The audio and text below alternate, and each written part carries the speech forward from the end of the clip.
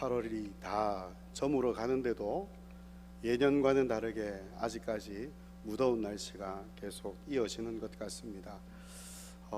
더위에 아무쪼록 건강 유의하시고 또 잘 챙겼으면 좋겠습니다.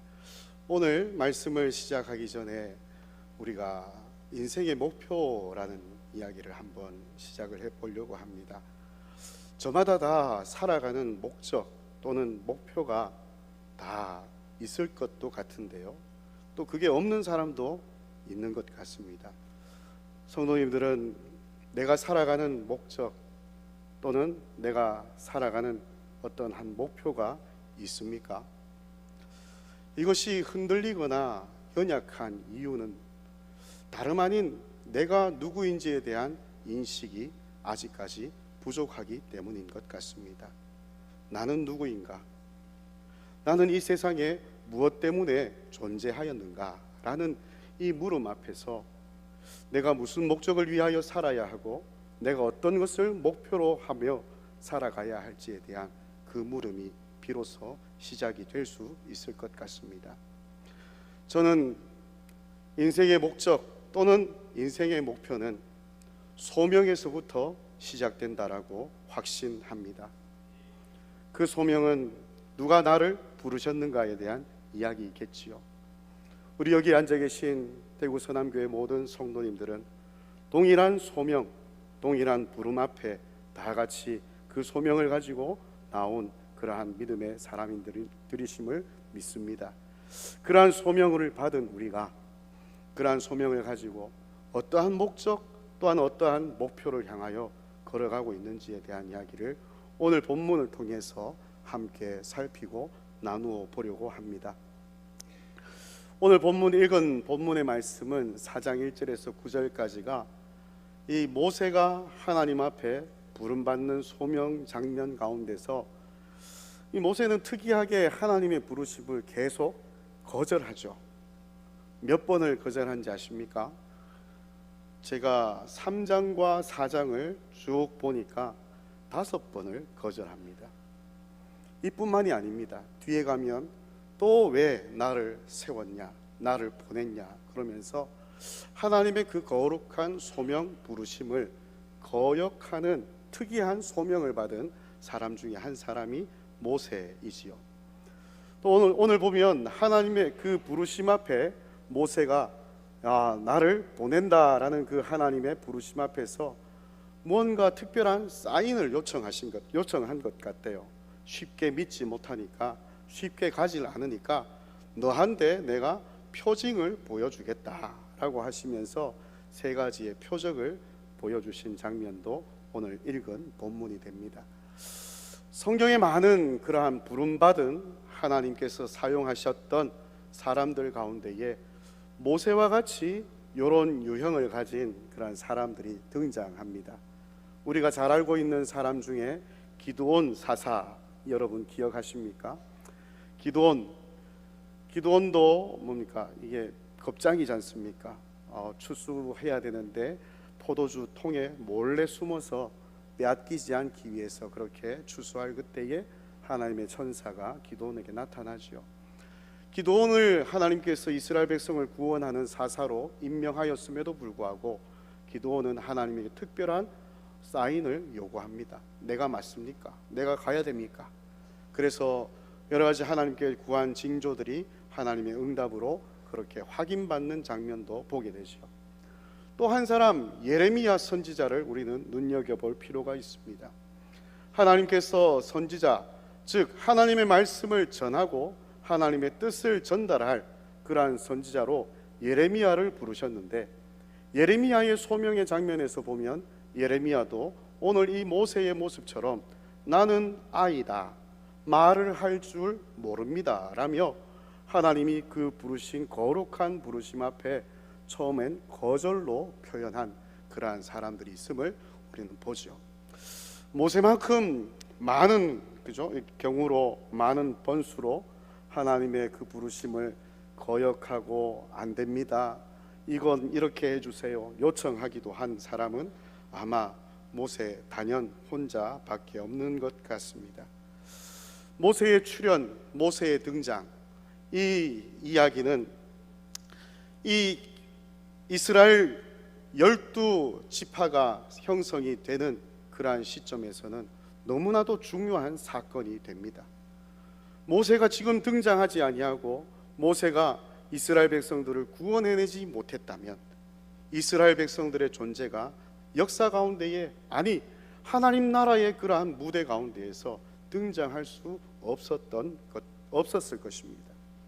그러니 모세가 부름받는 이 장면은 모세 인생에 있어서도 절대절명의 찬스가 되겠지만 이 구원 역사를 전체로 인도하시고 계획하시는 하나님에게도 얼마나 이것이 큰 사건이 없겠습니까? 이 모세가 약 80세가 되어서 이 소명을 받게 됩니다. 여기까지 오기까지 모세는 많은 우여곡절의 그러한 삶의 굴곡들을 겪어왔습니다. 우리가 아는 것처럼 히브리 노예로 애굽 땅에 살던 그 땅에 이 아이를 낳고 아들이면 죽이라라는 그 바로의 두려운 명령 앞에 어머니가 숨어 석 달을 키우다가 이 아이를 갈대 상자에 담아 띄워 보내게 되죠. 바로의 공주가 이 상자에서 울음소리를 듣고 이 아이를 발견하고 그의 아들로 키웁니다. 그러니 바로의 왕자로 이 모세는 40세까지 장성하게 된 것입니다. 애굽의 모든 교육과 그리고 모든 것들을 배워가며 정말 남부럽지 않은 훌륭한 지도자로, 리더로 준비가 된 상태죠. 그런데 그가 자기의 그러한 힘과 그리고 자신이 가진 지위와 그러한 것들을 가지고 자신의 백성 동포를 구원하려다가 실패를 경험하죠. 그런 모세는 이제 아무도 자기를 발견할 수 없는 광야로 들어가 목동으로 자신의 삶을 지내고 맙니다.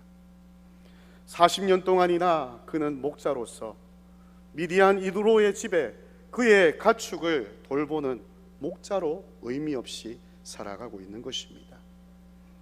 오늘 그 모세를 거룩하신 하나님께서 찾아오십니다. 양을 돌보고 있을 그때에 저 산 아래에 떨기나무, 즉 가시나무 덤불로 보면 되겠습니다. 이 떨기나무에 불이 붙어버렸습니다. 뜨거운 날씨, 그런 일들이 빈번하게 있을 수 있죠. 그런데 다른 경우라면 그 불이 곧 꺼져버리고 말아야 하는데 지금 모세의 눈앞에 그 떨기나무는 꺼지지 않는 불로 계속해서 활활 타오르고 있는 모습으로 자기 눈앞에 보여집니다. 모세가 그곳으로 다가갑니다. 그 불꽃 가운데에서 하나님이 모세에게 말씀하시죠. 내가 선 곳은 거룩한 땅이니 내 신을 벗으라. 그러면서 모세에게 하나님이 품으신 놀라운 구원의 계획을 모세에게 말씀해 주십니다. 출애굽기 3장 1절부터 9절을 보시면 하나님께서 가지신 그 구원의 계획이 얼마나 확실하고 얼마나 철저한지 우리는 들여다볼 수 있게 됩니다. 하나님께서는 자신의 백성들의 부르짖는 고통을 들으시고 하나님께서 맺으신 언약을 기억하시고 당신의 백성을 구원하기 위하여 그 계획표를 그렇게 만드시고 모세에게 들려주시는 겁니다. 이러한 하나님의 출사표를 받은 모세가 당장 하나님 앞에 했던 그 말은 무엇일까요? 내가 누구이기에 바로에게 가며 이스라엘 자손을 애굽에서 인도하여 내겠습니까? 나는 못합니다 라는 것입니다. 나는 능력이 없습니다. 나는 아무것도 안 됩니다 라는 그러한 말로 하나님의 이 거룩한 부르심을 거절하고 밀어내고 있습니다. 하지만 하나님은 그에게 내가 반드시 너와 함께 있으리라 라며 하나님이 함께 하시며 하나님이 세우신 그 계획을 하나님께서 힘써서 이루겠다라고 모세를 부추깁니다. 모세는 한 번 더 거절합니다. 이번에는 하나님에 대한 이름을 물으며 하나님이 누구냐고 물으면 내가 뭐라고 대답했겠습니까? 라고 하나님에 대한 그러한 정체성을 가지고 그의 이 소명, 그 부르심을 거절하고 있는 것이죠. 그때 하나님께서는 하나님의 이름, 나는 여호와 스스로 있는 자이니라 라는 그 하나님의 이름을 모세에게 계시하여 주셨습니다. 에흐예, 아셀, 에흐예. 우리 성경에서는 나는 스스로 있는 자라고 이 말을 번역하였는데요, 이 말을 그대로 의미를 가지고 번역하면 나는 나이다 라는 말입니다. 하나님은 하나님이십니다. 그 하나님의 이름을 모세에게 말씀하며 내가 세운 이 계획, 너희가 경험하는 시간 가운데에서는 과거, 현재, 미래라는 것으로 나뉘어져서 실패 혹은 성공이라는 경험으로 인식할지 모르지만 영원하신 하나님은 그 시간을 뛰어넘고 초월하시는 분으로서 나는 언제든지 존재한, 그리고 지금도 살아있는, 앞으로 내가 영원히 있으며 나의 계획과 나의 뜻을 이루어갈 그러한 하나님의 되심을 그의 이름으로 모세에게 나타내어 주신 것입니다. 이 정도 말을 들었으면 하나님 이제 가겠습니다 할 만도 한데요, 모세는 그래도 고집을 부립니다. 4장 1절이었습니다. 그러나 그들이 나를 믿지 아니하며 내 말을 듣지 아니하고 여호와께서 네게 나타나지 아니하셨다라고 4장 1절 말씀에 한 번 더 하나님 앞에 이 부름을 거역하고 있는 것이죠. 이러한 모세에게 하나님은 오늘 본문에서 보듯이 세 가지 표징을 보여주십니다. 한 가지는 모세가 손에 잡은 지팡이를 던지라라는 것이죠. 모세가 그 지팡이를 던졌더니 지팡이가 뱀이 되고 말았습니다. 뱀은 어떠한 동물입니까? 저만 그런 게 아니라 다들 그러실 것 같지만 혐오스러운 동물 아닙니까? 우리만 가지는 그러한 정서가 아니라 성경이 이야기하는 정서도 뱀은 안 좋은 그러한 인식을 가지고 있습니다. 그 뱀 앞에서 모세가 피하죠. 놀라고 피합니다. 하지만 하나님이 다시 모세에게 그 뱀을 잡으라라고 명령하셨고, 그 뱀을 다시 잡았더니 뱀이 다시 지팡이가 되었다라는 것입니다. 이 하나의 표적, 첫 번째 표적, 이것을 통해서 하나님은 무엇을 모세에게, 그리고 이 표적을 받게 될 이스라엘 백성들에게 무엇을 나타내려고 하셨을까요? 오늘 본문 5절을 제가 읽어 보겠습니다. 이는 그들에게 그들의 조상의 하나님 곧 아브라함의 하나님, 이삭의 하나님, 야곱의 하나님 여호와가 내게 나타난 줄을 믿게 하려 함이니라. 지팡이가 뱀이 되고 뱀이 또다시 지팡이가 된 이 표적을 가지고 하나님께서 뭘 믿게 하려고 하시느냐 하니까, 조상의 하나님이신 이 여호와께서 모세에게 나타나셨다라는 사실을 믿게 하려 한다라는 겁니다. 이 표적이 어떻게 이런 믿음을 이끌어낼까요? 뱀을 던졌다가 지팡이를 던졌다가 다시 뱀이 된 이 표적이 하나님이 모세를 찾아왔다, 어떻게 연결이 될까요? 실제로 모세는 하나님이 직접 모세에게 보여주신 이 표적을 이스라엘 백성들 앞에 한번 시연을 하지 않습니까? 4장 마지막 29절 30절을 보시면 모세가 이렇게 백성들 앞에 이 표적을 행합니다. 그런데 놀랍게도 이 표적을 행한 이후에 31절을 보시면 백성이 믿으며 여호와께서 이스라엘 자손을 찾으시고 그들의 고난을 살피셨다 함을 듣고 머리 숙여 경배하였더라라고 성경은 말씀합니다. 이 표적을 이스라엘 백성들이 보고는 믿었다라는 거예요. 무엇을 믿었냐 하니까 하나님이 우리를 찾아오셨다라는 겁니다. 우리가 고통 가운데 부르짖고 하나님의 이름을 불렀는데 하나님이 정말 우리를 찾아오셨구나라는 것입니다.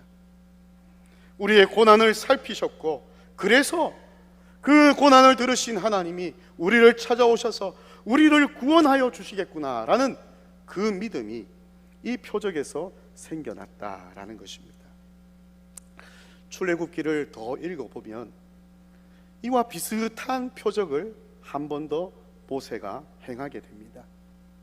이 표적은 7장에 가면 모세와 아론이 바로와 그의 신하들 앞에서 이렇게 비슷한 표적을 행해요. 그런데 차이가 있습니다.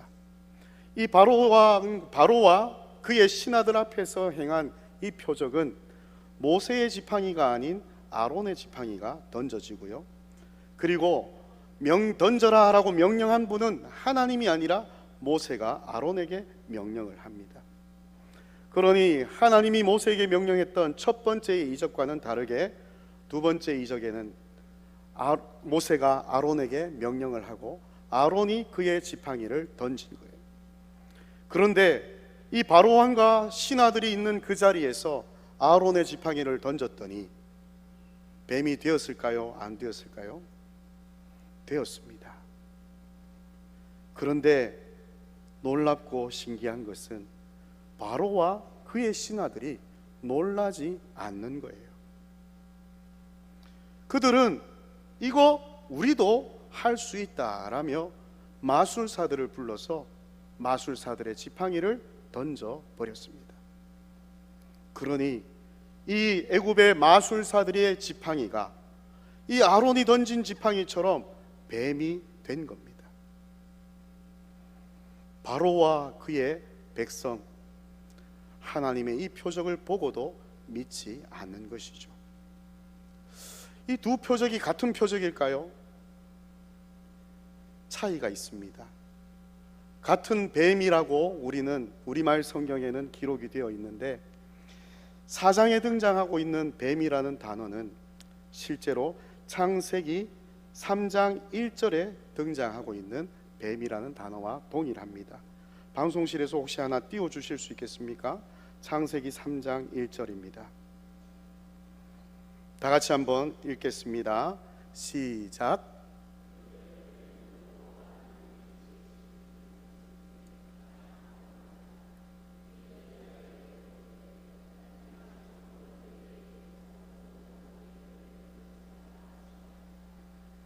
성경에 뱀이라는 단어가 맨 처음 등장하는 순간이죠. 에덴 동산에 있는 하와를 유혹하는 뱀입니다.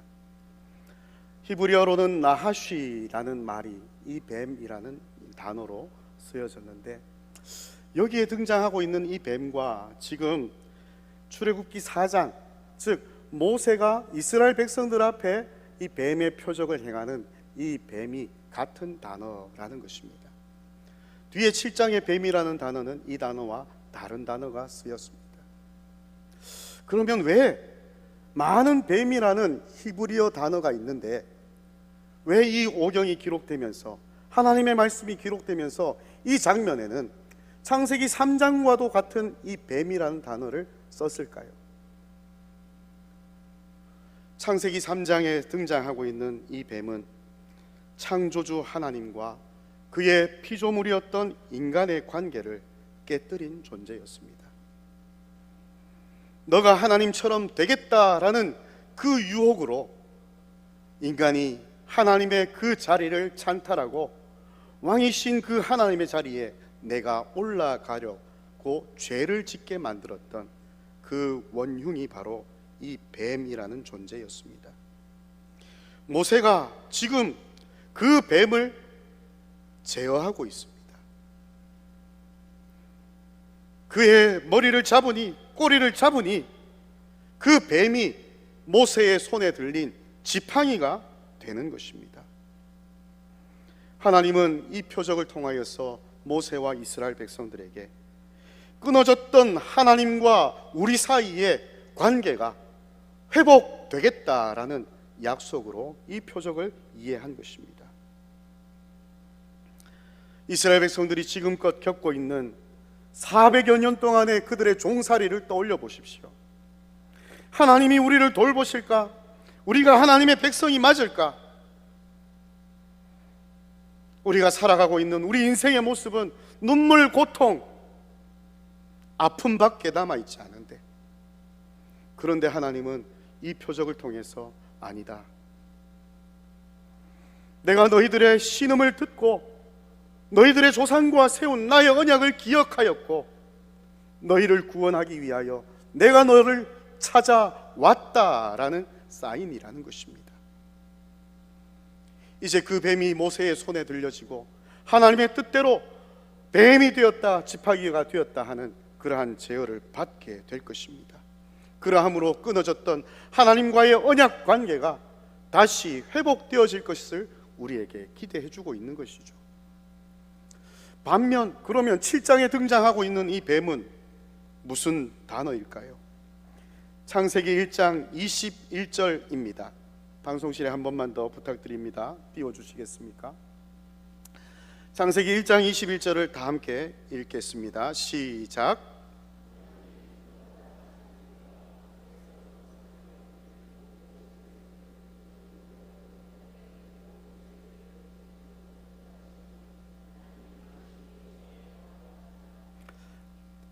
7일간의 천지창조 이야기 가운데서 5일째 일입니다.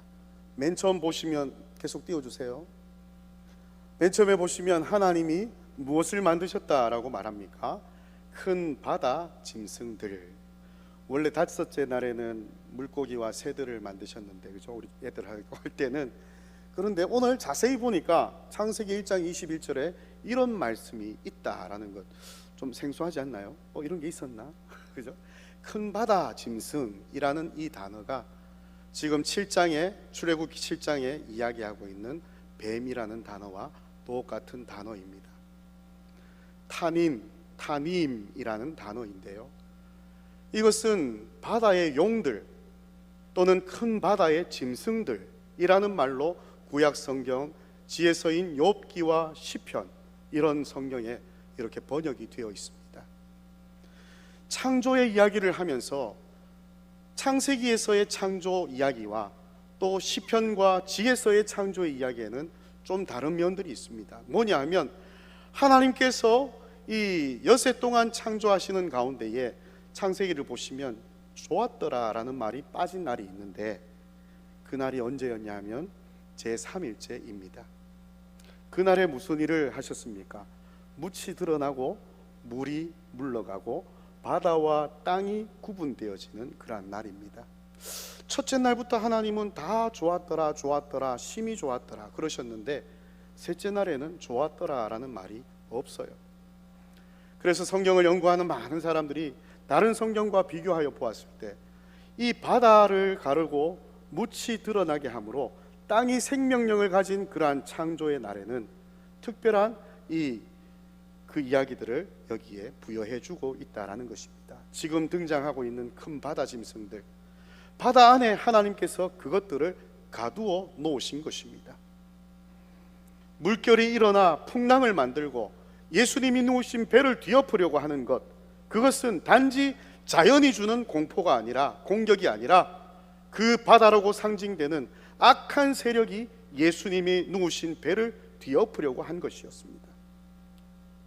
이 바다에 있는 악한 세력, 이것을 지금 누가 붙들어 매고 계십니까? 하나님이 이 땅을 넘지 못하도록 바다의 선을 그어 놓으심으로 그 바다의 용들을, 바다의 짐승들을 가두고 있는 겁니다. 그런데 7장에서 표현되고 있는 이 표적 가운데서 이 아론의 지팡이와 똑같이 이 바로의 마술사들이 던진 지팡이들도 다 뱀이 되었지만 뭔가 특별한 장면이 이 표적에 나타납니다. 그게 뭐냐 하면 아론이 던졌던 지팡이의 뱀이 모든 애굽의 마술사가 던진 지팡이의 뱀들을 삼켜 버렸다라는 사실입니다. 이것은 어떤 의미입니까? 하나님의 심판, 하나님의 명령과 하나님의 말씀을 듣지 않고 믿지 않은 자들에 대한 하나님의 심판, 엄중한 하나님의 경고입니다. 하나님께서 저 바다 짐승들을 바다 안에 경계로 두시고 마지막 날에 무저갱에 던져 버리실 것 같은 그런 하나님의 능력, 이 창조의 하나님은 하나님의 뜻을 거역하고 하나님을 믿지 않고 하나님을 받지 않은 모든 이들에 대하여 그러한 무서운 심판으로, 무서운 저주로 그들에게 다가가신다라는 사실입니다. 그러하기에 이 뱀이 보여주고 있는 이 표적은 우리에게는, 믿는 하나님의 백성들에게는 어긋난 관계가 회복되어지고 잃어버렸던 모든 것을 되찾는 기쁨의 표가 되지만, 하나님을 대적하던 악한 세력들에게서는 하나님의 무서운 진노가 이제 내 눈앞에 다가왔다라는 무서운 징조가 된다라는 것입니다. 하나님은 이 표적을 모세에게 보여주신 거예요. 또 하나의 표적이 있지만 시간이 다 되지 않아서 이것만 보려고 합니다. 충분할 것 같습니다. 모세는 이러한 소명을 이렇게 받아들이고 있는 거예요. 4장 마지막 절에 모세는 하나님의 이 지팡이를 붙들고 하나님의 명령을 받아 바로와 그의 신하들을 향하여, 바로의 통치 아래에 억압받고 있는 하나님의 백성들을 향하여 담대하게 걸어가고 있는 모습을 보게 됩니다. 분명한 삶의 목적을 이제서야 비로소 모세는 발견한 것입니다. 지난 80년 동안 내가 이것이냐 저것이냐라며 그 목표와 목적을 따라갔지만 진정한 목적은 아니었습니다. 지금 하나님의 소명을 받은 그 자리에서부터 모세는 참된 인생의 목적과 목표를 가지고 그 길을 걸어가는 것입니다. 우리도 마찬가지 아니겠습니까? 이걸 발견해야 합니다. 이 하나님이 우리에게 찾아오셨음을 우리는 경험해야 합니다. 그 앞에서 나의 인격, 나의 모든 문제가 되는 것들이 때로는 모세처럼 나는 못합니다, 안 됩니다, 이것저것 해주세요 할 수 있지만, 하나님은 끝끝내 우리를 설득하시고 하나님이 우리를 사명자로 그렇게 이 세상 가운데에 내보내신다라는 사실을 믿어야 할 것입니다. 저와 여러분들은 이미 그 소명을 받은 그러한 자들입니다. 이것을 오늘 우리에게는 미치지 않을 하나님의 진노라고 안연하게 생각하지 마시고, 모세가 이 소명을 받고 난 후에 하나님께서 모세를 죽이려고 찾아오시는 장면이 4장 뒷장면에 나타납니다. 아니, 사명을 받았다, 소명을 받았다, 내가 순종하겠다라며 가고 있는데도 하나님은 나를 향하여 죽이기 위하여 달려오시는 분입니다. 왜 그렇습니까?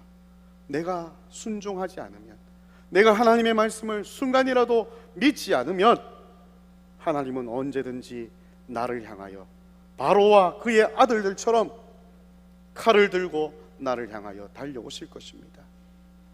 그러하기에 우리는 이 세상을 섬길 자로, 또한 주님의 몸된 교회와 하나님의 거룩한 나라를 위하여 일할 자로 다 부름받은 자들임에도 불구하고 언제나 이러한 경각심을 갖고 살아가야 한다라는 것입니다. 그러한 소명을 잘 감당할 수 있을 때, 모세가 하나님을 경험하며 그 일로 인하여서 놀라운 구원과 또 생명의 은혜를 얻어낸 것처럼, 하나님께서는 오늘 이 시대, 오늘 이때 이 자리에서 우리 대구 서남교회 저와 여러분들과 같은 하나님을 따르며 믿는 하나님의 백성들을 통하여 그 생명의 역사를 다시 한번 일으키시고 또 그 부흥의 역사를 다시 한번 일으키실 줄로 확신합니다. 그러한 믿음으로 살아가시며 걸어가실 수 있는 복된 저와 여러분 되시기를 바랍니다.